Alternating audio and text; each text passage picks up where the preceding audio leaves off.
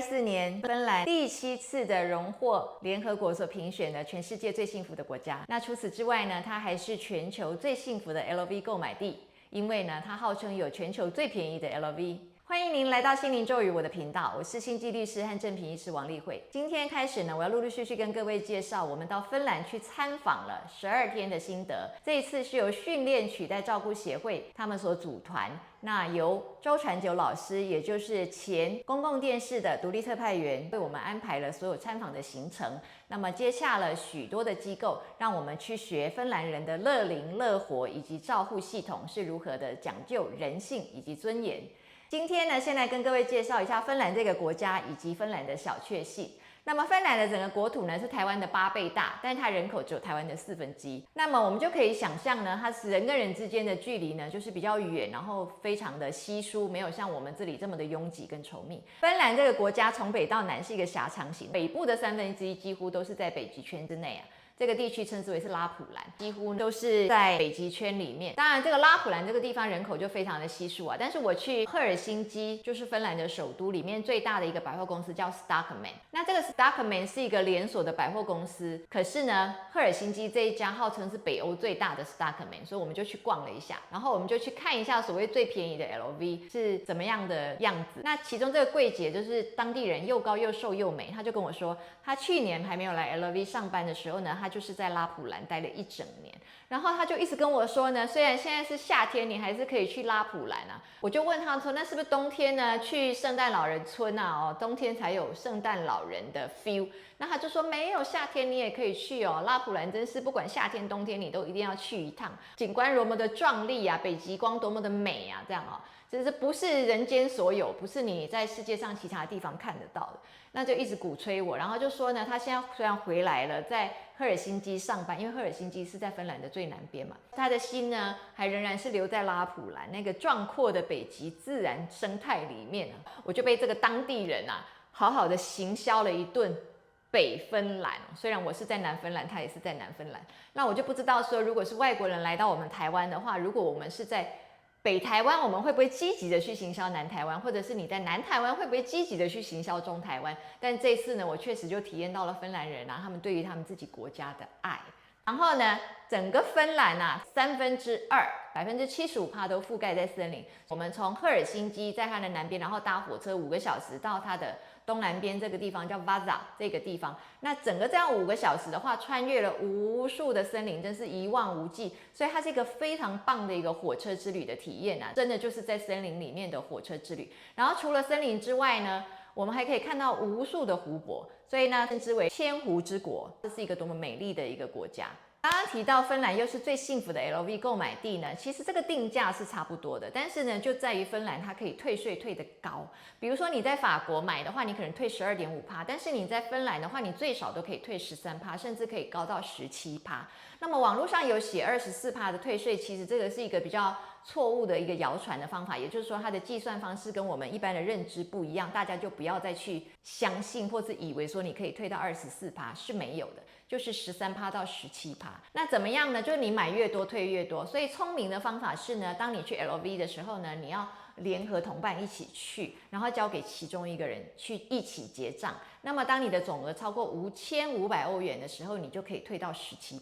可是这还有个小关卡在里面，就是呢，其实一个人1本护照也就只能够拿3个包，你也不能够5个人结成一团5个包，然后叫一个人去买，这样是不行的。你就是只能呢3个包用1本护照，3个包用1本护照这样，但你们还是可以团购。那么而且呢，也不能买同款，你不能够哎呦 Zendaya 最近这个 Diane 这个包很有名，我买3支 Zendaya 回去转卖，不行的，因为它就是为了防止你转卖。所以呢，1本护照就是3个包，然后呢，如果累积起来超过5500的话，你就可以退到17%。那这个就是在其他国家所没有的，因此它被称之为是呢全球最便宜的 LV 购买地。听到这里，如果您觉得有收获的话，请您帮我按个赞。那我们来跟各位介绍一下呢，芬兰这个国家是550万人口嘛，那事实上呢，它有50万的人口呢是中东来的。就是当年呢，在2011年美国退出伊拉克之后，伊拉克呢陷入了内战 ，ISIS 大家不晓得还记不记得这个伊斯兰国这个词啊？就当时战争非常严重，所以他们就逃往芬兰。那我们这次在芬兰遇到的计程车司机呀，他就是伊拉克人，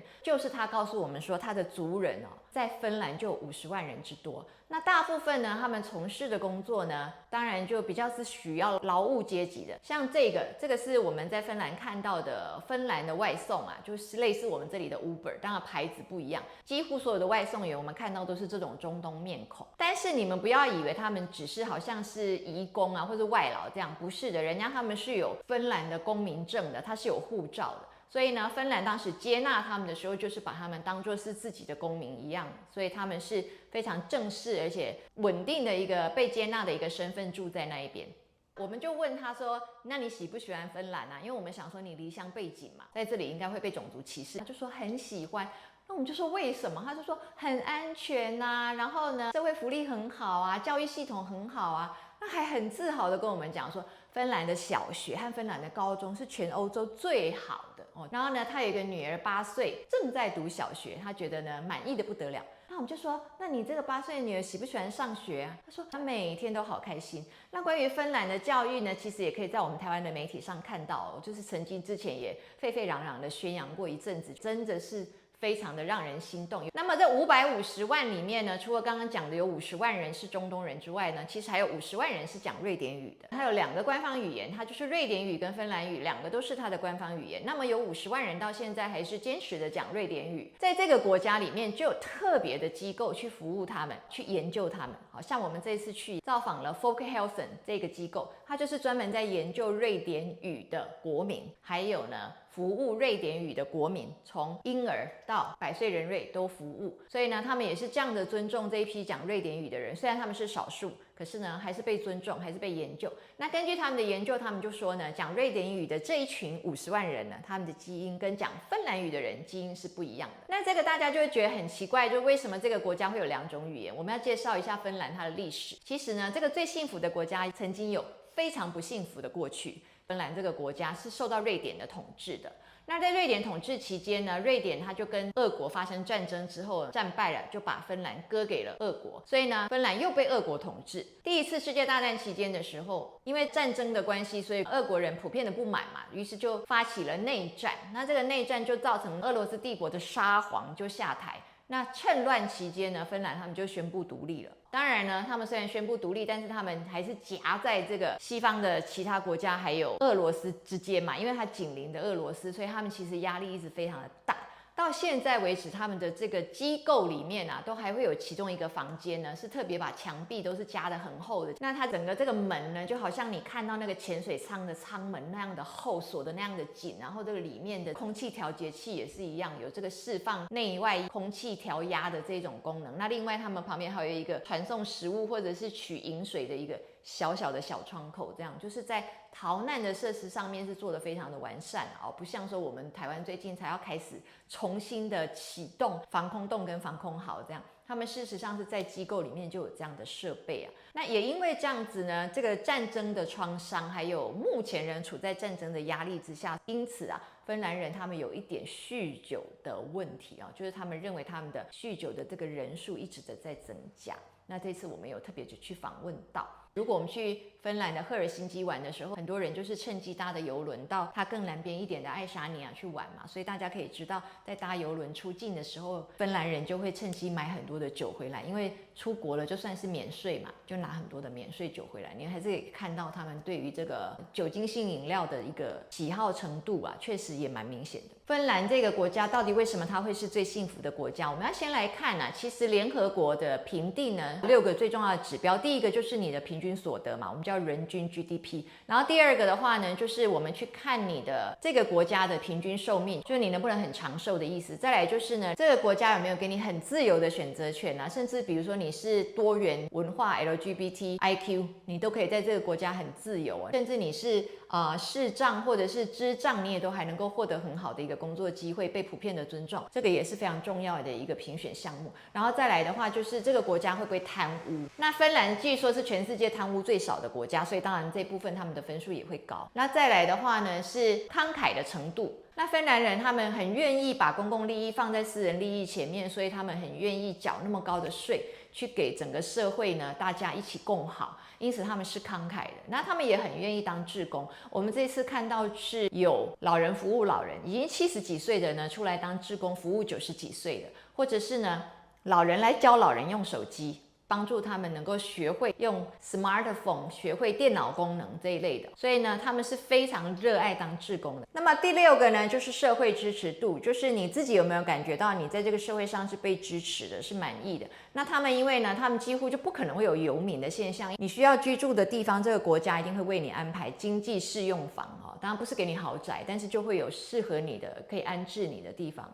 那如果你失业的话呢，也一定会给你适当的补助。所以我们去参观一个妈妈 Kamuri 叫祖母之家这个志工机构的时候呢，服务我们的志工，事实上他就是一个失业在领失业补助的人，但是他在这段期间之内，他虽然不适合工作，因为身心状况的关系，可是他还是出来当志工，继续的能够把他自己贡献出来。那我们甚至还听到，就是有90几岁的牧师，他已经身体是行动不便了，不方便出门了，他还可以在家里当志工，聆听别人的诉求啊，就是别人有什么需要发泄或是诉苦的，他还可以去倾听，这样也是一种他服务社会的方式。所以在这6大项，芬兰是无有争议的居冠，然后他们的社会的安全性也非常好嘛，就像我们刚刚讲，伊拉克的计程车司机他就认为芬兰非常的安全，然后他们的环境也非常的干净。我们在赫尔辛基这个芬兰的首都最大的城市里面，每天是走来走去，也没有感觉到那种排放废气啊，所以空气确实品质非常的好。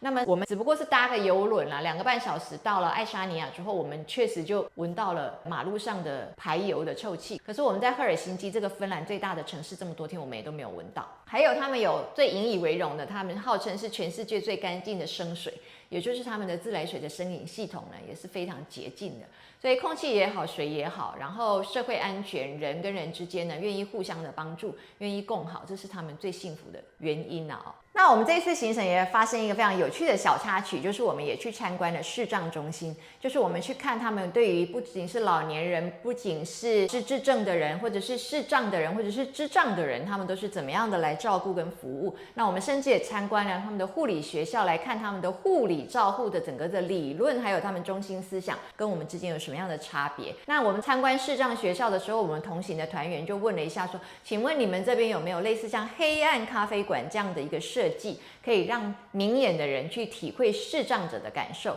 那比如说像德国也有 Dialogue in the Dark 这样的一个博物馆啊，去让明眼人去体验跟尝试一下视障者的感受。那当地人就回答我们，他就说我们有半年都是永夜，所以我们很容易体验哦。那我们刚刚讲到啊，因为芬兰是在北欧的关系嘛，所以他们其实有半年呢都是下雪，而且半年呢都是永夜哦，所以呢对他们来讲，这些都是习以为常的事情啊。那对我们来讲，就是极为酷寒，跟资源很少啊，跟感觉很不方便。但是他们显然呢，是对于他们的国家的这种安全平和的状态是满意的。下一次我们来跟各位介绍一下芬兰它的整个高龄化的现象。他们已经不是普通的高龄化国家，也不是普通的高龄国家，他们已经是超高龄国家。那我们下一次来跟各位呢做一个详细的分解。那也请您继续支持、分享跟转发哦，不要忘了下一次还有更精彩的内容。谢谢各位。